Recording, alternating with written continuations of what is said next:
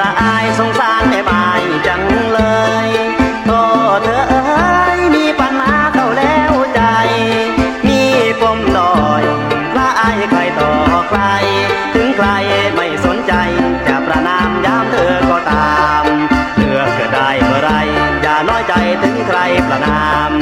ใช่เลวสามเป็นเพราะบุญวาสนา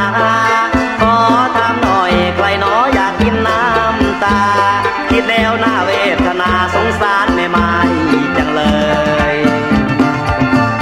บ้านคนใหญ่ตึงบางย้ำทุกย้ำอกหัวใจคอยทนเด้อเจ้าขอสะเอาใครจะอ้อสาผลใครอ้อสะต้นสามคนทุกไงบ่ไต่หักสิได้เห็นบ่องฟองทั้งขอสะเงินกินข้าตั้งกิ่งขอสะเงินกินลิงจากกระต่ายขอสะพ่อวางให้ยังสิพ่อวางดี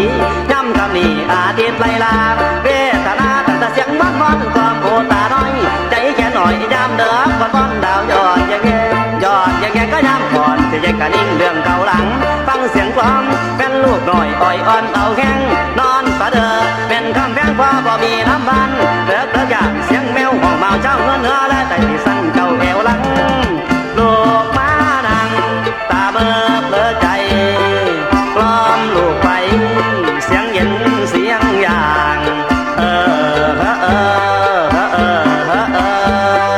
นอนลูกนอนพอบ่มีน้ำบาน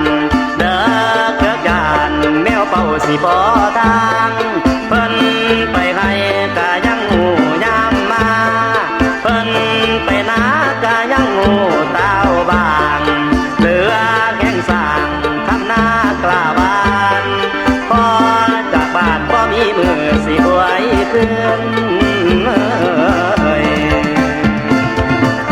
ใจตื่นเรื่องเก่าเงาตรมเก็บความขมไว้แต่ภายในใจโยไปแสนไทยสงสารหลายมาสงสารเอกกับยังพาเพทำให้เจ้านอนเปียว